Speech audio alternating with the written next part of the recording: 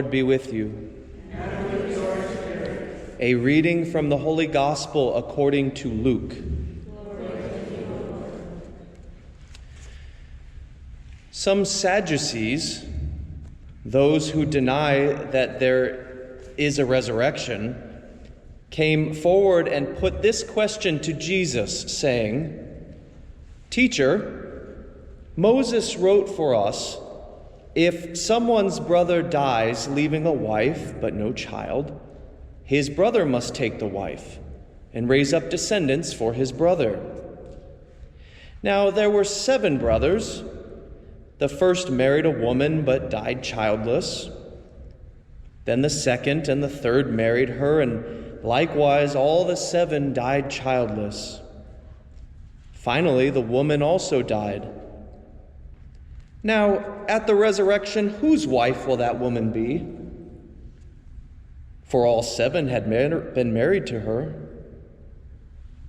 Jesus said to them, "The children of this age marry and remarry, but those who are deemed worthy to attain to the coming age and to the resurrection of the dead neither marry nor are given in marriage. They can no longer die, for they are like angels, and they are the children of God, because they are the ones who will rise.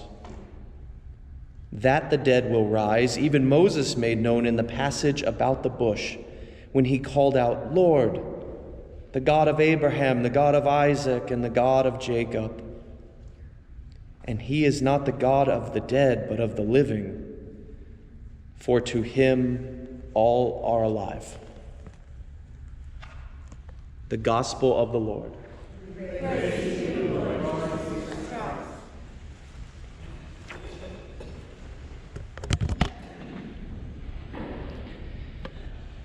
I have a nephew named Max, which is short for Maxon, or as I refer to him, Mr. Max. He is 4 years old, or as he so eloquently puts it, "Uncle MJ, I'm this many." Depending on the day, he'll hold up between 2 and 8 fingers. He is the joy of my heart. He's a pretty cool dude. He is a gregarious, adventurous, and often obnoxious young man. So basically, he's a 4-year-old boy, right? One of the more interesting parts of being his uncle is the random conversations that we've had with one another over these 4 years. Max has made some bold, albeit outrageous claims during these last 4 years. He has claimed to be, in no particular order, a karate master, a dump truck driver, a professional fisherman, and in perhaps what is his most outrageous claim, he confided in me in a private top-secret meeting that he is, in fact, Batman. True story. It's absurd, yet hilarious, obviously. Kids have wild imaginations.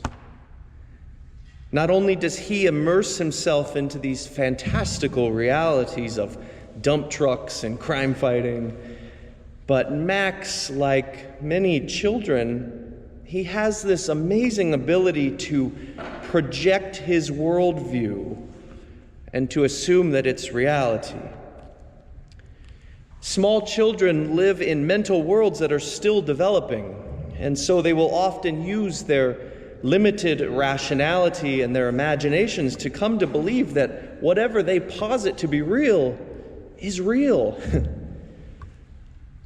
This is the way the world works. This must be true. And then they project these immature worldviews onto everything and everyone.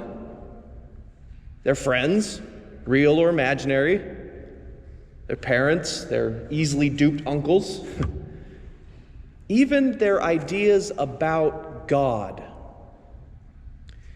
Think about it.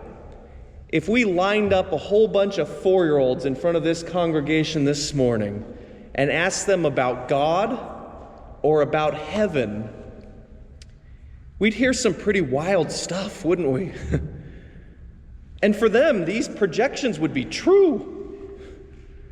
Although incomplete, perhaps delusional, but they would be true. And the Sadducees that confront Jesus today are navigating a very similar thought process. Their school of thought denies the reality of the resurrection because it wasn't literally spelled out in their scriptures. They were stuck within the old covenant and unwilling to develop, unwilling to grow. And so they try to project their religiously immature worldview onto Jesus in the form of a rather silly riddle about 7 brothers and a childless widow. They cherry pick a religious law from the Old Covenant and leverage it to project their idea about God and life after death. Their hope was to trap Jesus, to trap him, and perhaps for him to just concede to their projections. As if Jesus was just going to throw his hands up and say, you got me, Sadducees. You are right. I'm trapped. The afterlife must be exactly like this life. You got me, Sadducees. All of the rules, all of the relationships, all of the boundaries are going to be exactly the same. You're right, Sadducees. Silly me, God must be exactly the way you envision him to be. In other words, that's right, Mr. Max. You are Batman. Imaginations and minds that are stuck in our small worldviews can lead to some rather absurd claims. And then these false ideas can be used to manipulate, to hurt, and to discourage others. In reducing the law and the Old Covenant to this absurd thought experiment, the Sadducees are not only showing their hand as being religiously and socially stunted, but they are actually making a mockery of the faith which the 7 brothers and their mother died for, which we just were shocked to hear about in that first reading. The Maccabean martyrs chose death,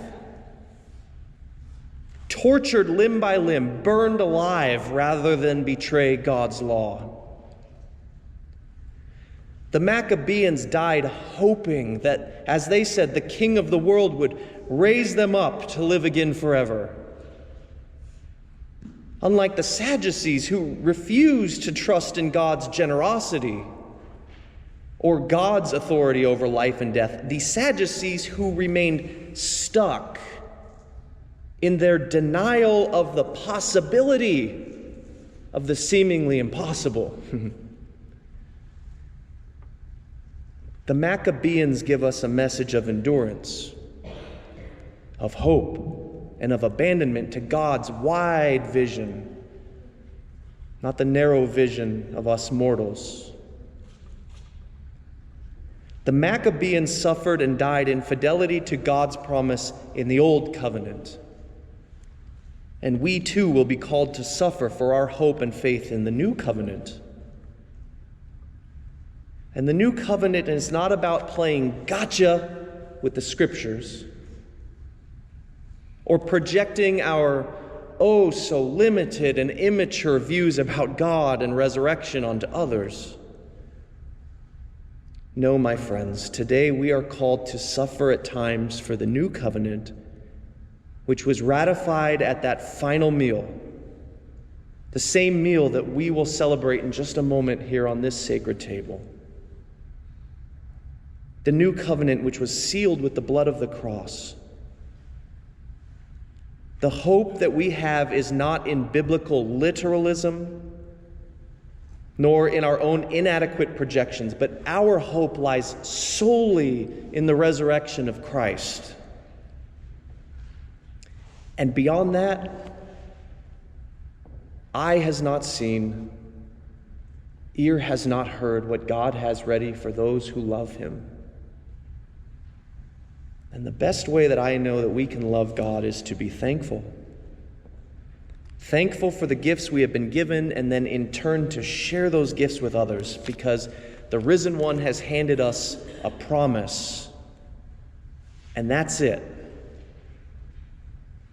And the Lord will help us with his grace, and he will encourage us and strengthen us, not only in our own sufferings for his sake, but in our temptations to fall prey to closed-mindedness, religious immaturity, or when we attempt to craft God and the resurrection in our own image and likeness. We trust and hope in the Lord, who will not be trapped by our wild imaginations, but beckons us to surrender to the mystery and to the promise. His grace will strengthen us when we make all kinds of absurd claims, like, whose wife will she be in the resurrection? Or maybe even more absurd, when we start to think that we are karate master, dump truck driving crime fighters.